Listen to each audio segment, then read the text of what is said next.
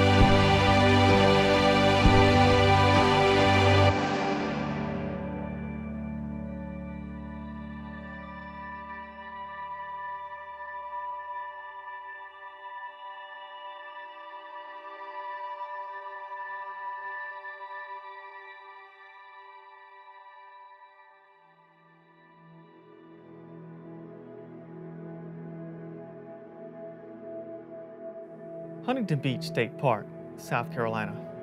Well, that's right where I found it. And I started thinking, what better way to film my first documentary than by starting with this place? So I immediately grabbed my gear and made a road trip.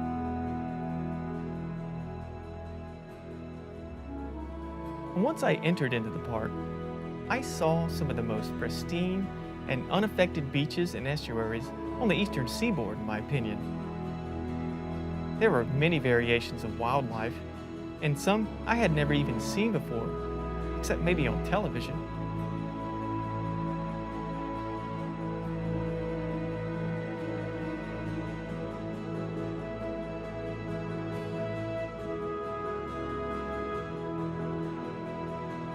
And as I pull up in front of this castle for the first time, I'll admit, it had kind of an intimidating look to it.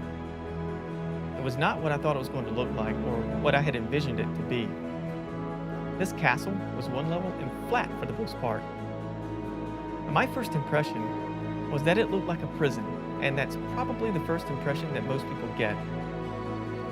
However, I did find out that Archer Huntington, who you will find out about later, wanted it to look like this. He wanted it to mimic what he saw on his trips as a kid to the Spanish Mediterranean coast. Well, it wasn't soon after I arrived that I met with Jonathan Weatherford, who was nice enough to share the story of the Huntingtons and the history of the castle. So I think I'll just let him take it from here.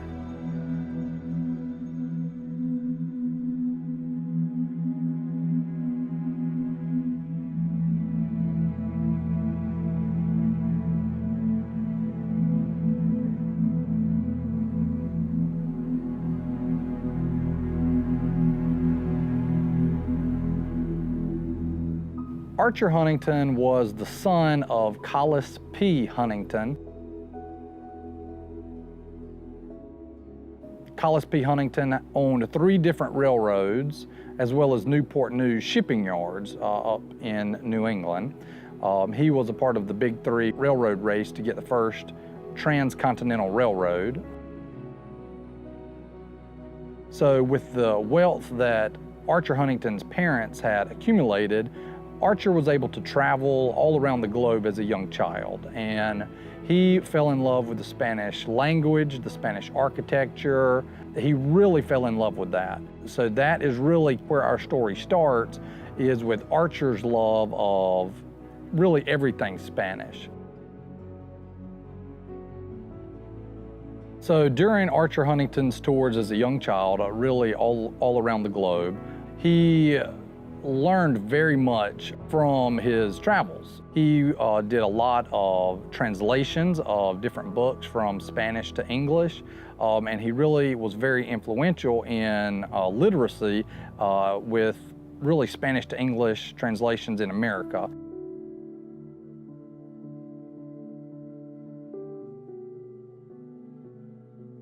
Through Archer's associations with the art scene in New England, he came across an artist named Anna Hyatt.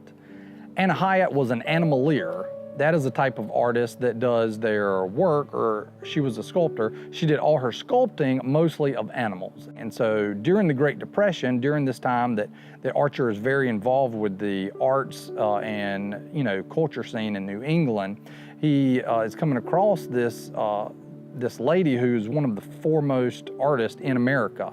During the Great Depression, Anna Hyatt Huntington was making over $50,000 just from her art. So these two socialites in New England, who were both very independently wealthy, started realizing they had several things in common. They would run into each other on train rides, and it was said that Archer had proposed to Anna several times before she actually said yes.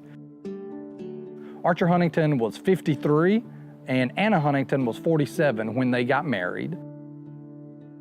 When Anna Hyatt finally decided to marry Archer, they decided to use March 10th, both of their birthdays, as their wedding day. And so they affectionately called March 10th their 3-in-1 day. And that's something that's really special because even today, we celebrate our 3-in-1 day here at Huntington Beach State Park on March 10th. And we try to have like a little anniversary and birthday party for Anna Hyatt Huntington here inside the castle. All right, so I decided that if I'm going to get any filming done, I better go ahead and get started. So I took a little drive around the state park to try and encapsulate Atalaya in a whole and to figure out where to start filming. To be honest, it was a bit overwhelming with everything there was to see. But I couldn't be gone too long because later on I was to meet with Mike Walker, who was going to give me a tour of the castle. I did have one question that kept lingering in my head all day, and that was, why did the Huntingtons choose to live in the South for the winter and the North for the summer? I mean, can you see the dichotomy here? Well, come to find out, Anna was suffering from tuberculosis. Living in the Northeast during the winter was not a very good place for anyone who suffered with tuberculosis in the 20s and 30s. And so Anna's doctors suggested that she find a more milder temperature climate during the harsh winters that the Northeast has. And so Archer and Anna began looking for hunt clubs in the South. They both, besides their art, really loved wildlife. They really wanted to protect as much wildlife as they could for future generations. Anna and Archer bought 6,200 acres in 1930, and Archer began building Atalaya. Atalaya will become known as their winter home, the castle on the beach. Since they had so many homes in the Northeast, they wanted to have somewhere in the milder climate for the winter. So most people think about a big, beautiful, grand house on the beach as a summer home. But Anna and Archer came here for the winters. This is where they would celebrate the winters, bring in Christmas and the New Year's. They began building the house in 1931, and they built from 1931 until 1934. During this time, this is when the Great Depression is really beginning or really affecting most of America, especially rural South Carolina.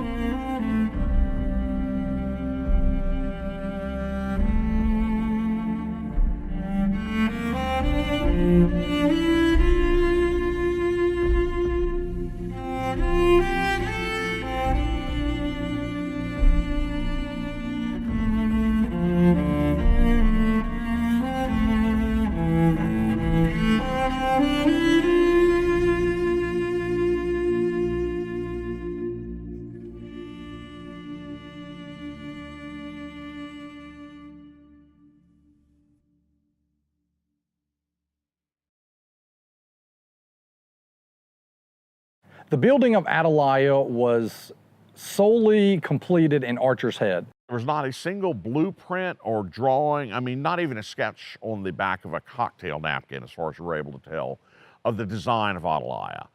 This is very much a product of Archer's imagination. He would get an idea and he would convey that verbally to the head of his construction crew. They would put them into work, and Archer may come by the next week or two to inspect progress.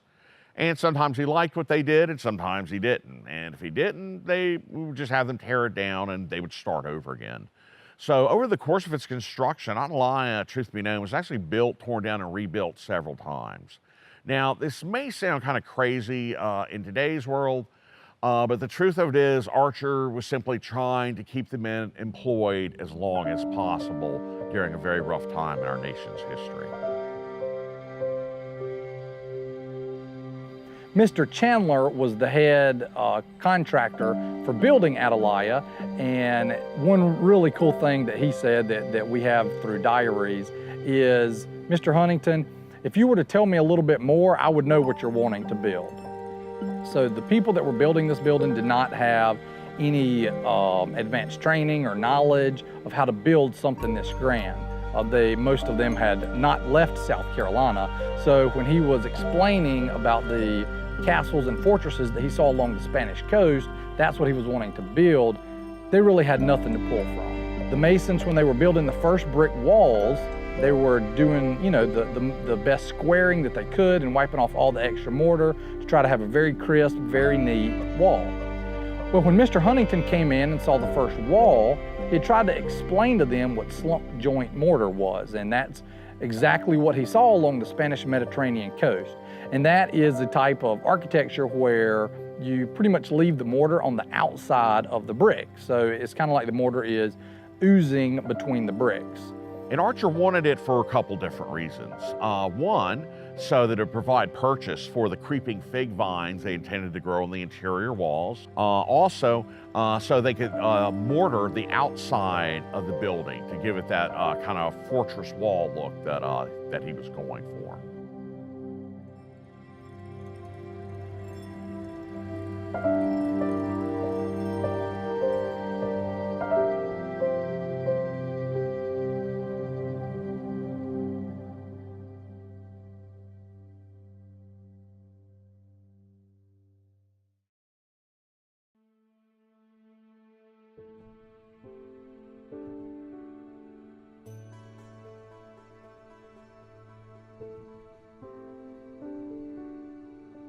Atalaya is actually an old Spanish term for watchtower, and it refers to this structure right behind me, which is the centerpiece of the courtyard of Atalaya. Now, the original inspiration for the watchtower were watchtowers that Archer Huntington had seen during his travels as a young man along the coast of Spain. So he kind of modeled his watchtower after real-life watchtowers that were originally intended to keep a coastal lookout for pirates. However, in 1930 South Carolina, pirates weren't that big of an issue. So it turns out Archer Huntington's watchtower had some more practical issues in mind. First, it was actually, in reality, a water tower. Originally at the very top there was a large cypress tank that they could pump water into, and that would provide gravity-fed water pressure for the building. This tower gave running water during the Great Depression. So Anna and Archer Huntington are coming in, building this grand castle, and they have water thanks to this big tower. So they would use the gravity from the top of the tower to bring the water to all the bathrooms in the castle.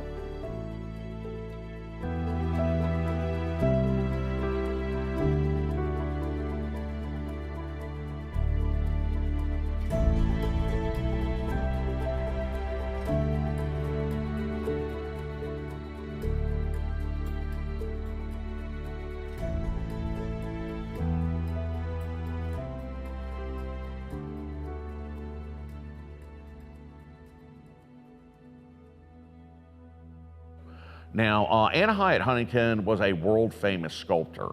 Over the course of her life, she sculpted literally hundreds of sculptures most of which featured animals entirely or rather prominently. But one of the other requirements she had is she liked lots of natural sunlight, hence having a studio with no roof on it. It was entirely exposed to the elements, and this was by far Anna's favorite place to work on her art.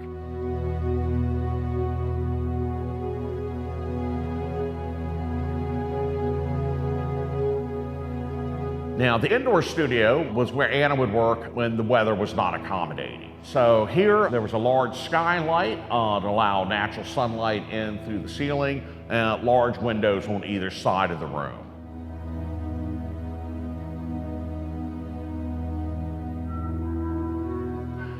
Now, besides being kind of a backup space for her sculpting needs, this is also where the monkeys lived. The Huntingtons had a group of 5 monkeys which actually traveled with them to Atalaya every year. And apparently they just kind of ran loose here in the studio. Anna makes reference to them jumping on her shoulders and her head as she was in the studio trying to work on various pieces of art. Now I have 5 monkeys chattering in the studio, the peafowl screaming in the yard, and the bears crawling on the other side. As a sculptor, I call it an embarrassment of riches, but others might not think so.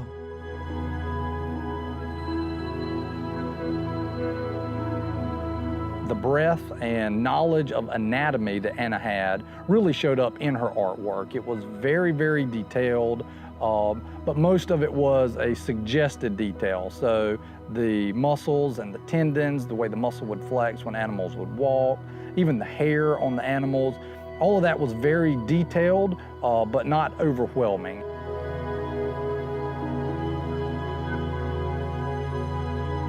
The Huntingtons were very much animal lovers. They met and married rather late in life. She was in her late 40s, he was in his early 50s. So unfortunately, children were kind of out of the question. So they showered their love on the multitude of animals that they shared their life with. They had over 20 dogs that traveled with them, including Scottish deerhounds. And in fact, Anna eventually was to become America's foremost breeder of the Scottish deerhound.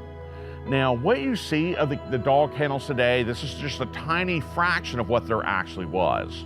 Although they no longer exist today, we do know that when the Huntingtons were here, there were a whole series of runs on the south side of the building. Right over here, we have what we usually refer to as the bear pens. Now, the bear pens, that name is a little misleading because they were used to actually house a multitude of different animals. This is where Anna kept her live models for whatever sculpture piece she happened to be working on at the time. So if she was sculpting a bear, she kept a live bear. If she was sculpting a mountain lion, she kept a mountain lion. It all depended on what she was doing. So these weren't meant to be pets or a zoo. This is simply temporary housing for whatever animals Anna needed for whatever particular piece of sculpture she happened to be working on. I find figure work very dull. All figures are so alike that only the pose varies them. I do not see how sculptors can go on finding interest with only composition and design to vary. With animals, it's different. You have tremendous variety and never the same in any way. Give me the animal to do.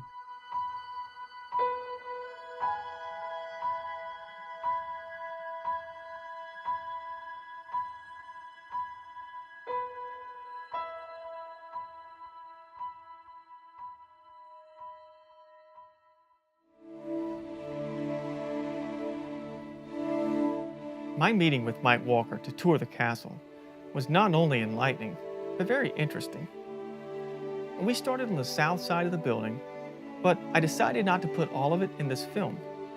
And I did this intentionally, so I would not spoil it in case any of you decide to visit. Let's continue on through the rest of this wing. Basically, we're touring the south wing of the building first, and this is the wing that the Huntingtons actually mostly lived and worked in.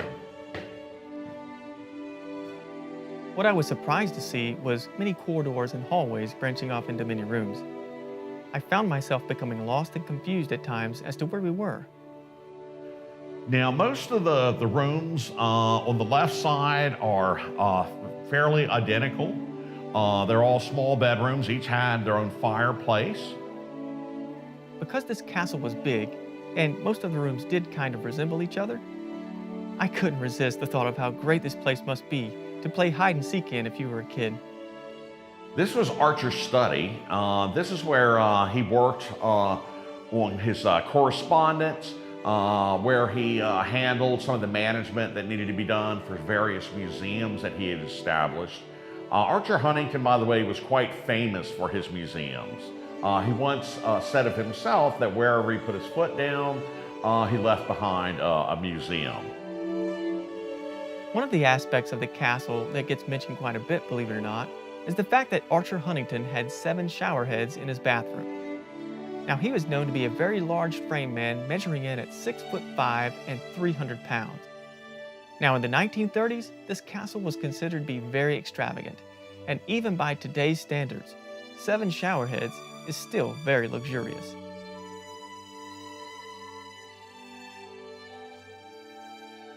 When the Huntingtons first built Atalaya, it was actually built in the sand dunes right at the very edge of the ocean. The Huntingtons would have certainly had a great oceanfront view from the windows right here. And in fact, Anna refers to that a number of times in her personal journal. Well, why can't you see the ocean nowadays? Well, it's actually the beach that has moved. When the U.S. Army Corps of Engineers constructed the Myrtle's Inlet jetties back in the late 70s, early 80s, it actually changed the longshore currents along the coast and actually caused the beach here in the park to grow dramatically wider. So the beach has moved, not Atalaya. Now, the south side of the building was mainly the living and working quarters for the Huntingtons. Now, they had many employees that traveled with them, for example, animal caretakers, laundrymen, cooks, and even chauffeurs. But these guys all stayed on the north side of the building. When the Huntingtons were here at Atalaya, being they were both artists, they wanted to work on their art with as little disturbance as possible.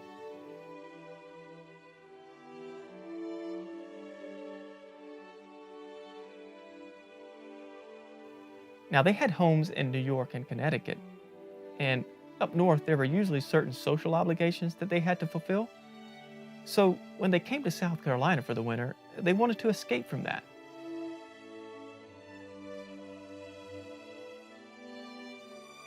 And in Atalaya, there are many rooms, but some of the rooms that you won't find will be a ballroom, a billiard room, or even a guest bedroom. There really were no rooms in Atalaya devoted towards entertaining. You see, most of Atalaya is fairly utilitarian in design, and a lot of the space was devoted to working on their respected art forms.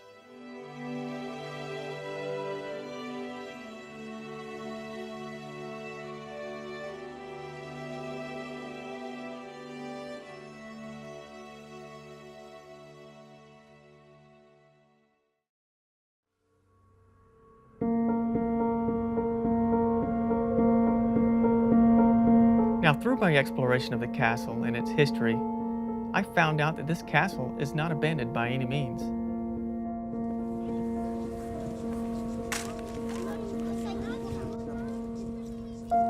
The state park holds events all year, one of which is called the Fall Festival and Haunted Castle. And I can't think of a better place to hold an event like this than inside of an old castle.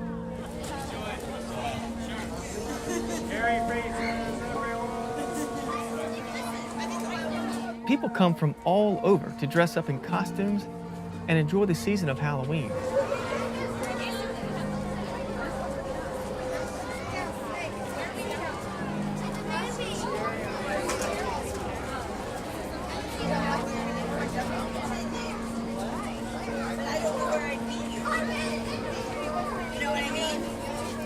Now inside, they have areas of entertainment for all ages. And one of my favorites was the bonfire. This is where you can eat s'mores, sit around a campfire, and listen to local lore and ghost stories of the Grand Strand. Now, some of these stories were quite eerie, to be honest, but it's all in good fun. You can hear the screams of Crabboy, and if you look close enough, you might even see his lantern floating along in the salt marsh.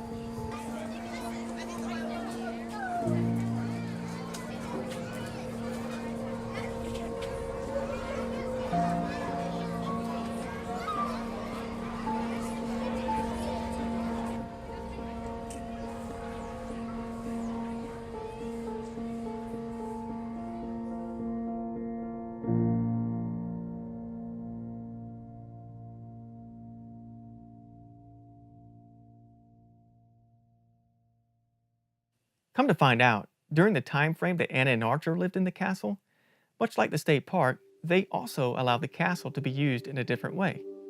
This way, however, was to aid the United States Army Air Corps. Anna and Archer Huntington used Atalaya from 1931 when they began building the house, really until 1946. So there's really not a long time span after building this house that they were able to use it. And then a really big event happened in the 40s that affected all of America. That was World War II. From 1941 until 1945, the Huntingtons actually allowed the U.S. Army and their Air Corps to use Atalaya as a radio room or a radio tower for the Army Air Force Base, which was just north in Myrtle Beach.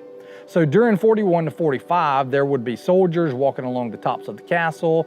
They would have machine guns stationed at the top of the castle just to make sure there were no German U-boats coming up trying to take out the radar tower for the Army Air Corps base just north in Myrtle Beach. After the war was over in 1945, Anna and Archer came back to Atalaya for just one more time in 1946. That would have been the last year that Anna and Archer both would have been able to travel all the way down to South Carolina to stay at their home here in Atalaya. Since Anna and Archer Huntington did not have any children, and with the wealth that both of their families had amassed, Anna began donating a lot of their properties for the establishment of wildlife refuges and art centers. After Archer died in 1955, Anna Huntington created the Brook Green Foundation. The Brook Green Foundation is responsible for managing the over 9,000 acres that is now called Huntington Beach State Park and Brook Green Gardens.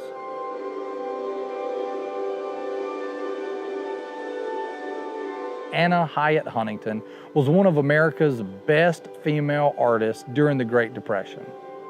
And because of her artwork, it goes hand in hand for us to have an arts and crafts festival here at Atalaya.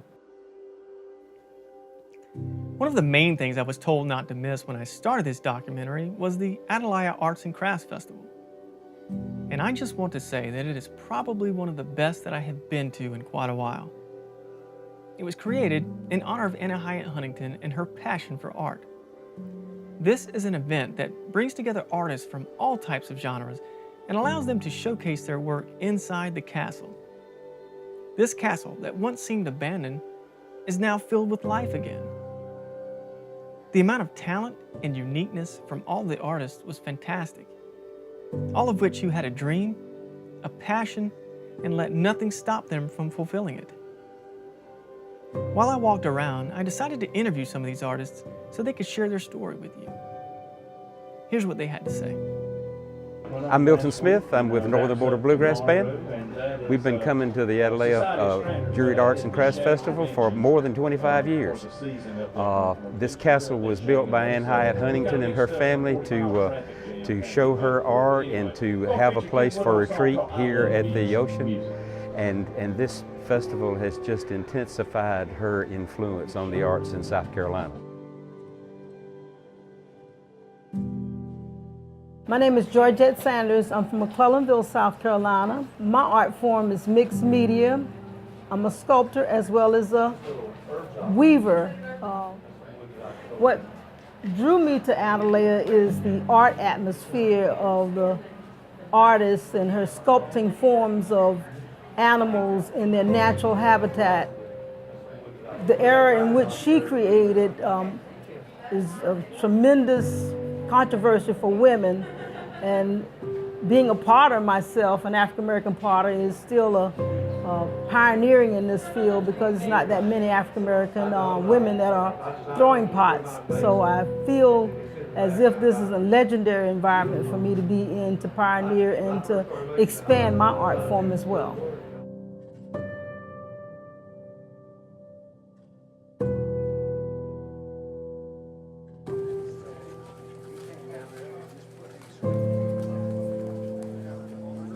My name is Myrtle O'Toole. My husband is Michael. We have a business, Inspired Glass Creations. We were on a cruise ship, and my husband saw 3 artists from Corning Museum blowing glass. Well, he got mesmerized. He gave up every dessert to watch them blow glass. Within 6 months, he decided that he was going to send the transcripts, be interviewed, and he got accepted. Now this is what he does. This is our first time at Atalaya. The people, the staff, the people are absolutely fantastic. I recommend everyone coming here.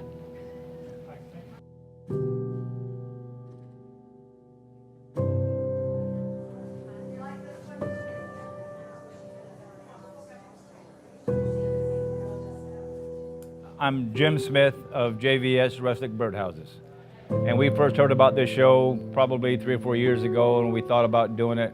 We finally tried to get into it 2 years ago, and we did. Very successful show, very well run. The castle was amazing. It's just worth the admission just to go through the castle as opposed to the arts and crafts show. I'm kind of a history, antiques, builder type guy, so the castle was just amazing. My full-time job is the mailman. I deliver mail 5 days a week, and on the weekends we travel North Carolina, South Carolina, Georgia, and sometimes Florida, selling birdhouses that we build on the side. It's been a very good business for us. We've been doing it about 16, 17 years. It put 2 of our kids through college with no college loans at all whatsoever, and now it affords us to do a lot of traveling, and it's been very lucrative and fun.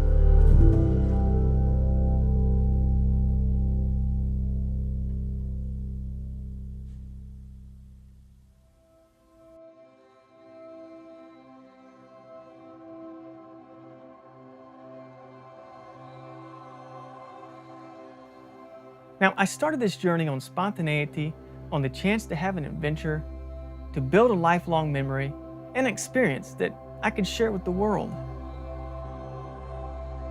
If you've never done anything spontaneous or adventurous in your life, anything to gain experience or create memories, I implore you to try it just once.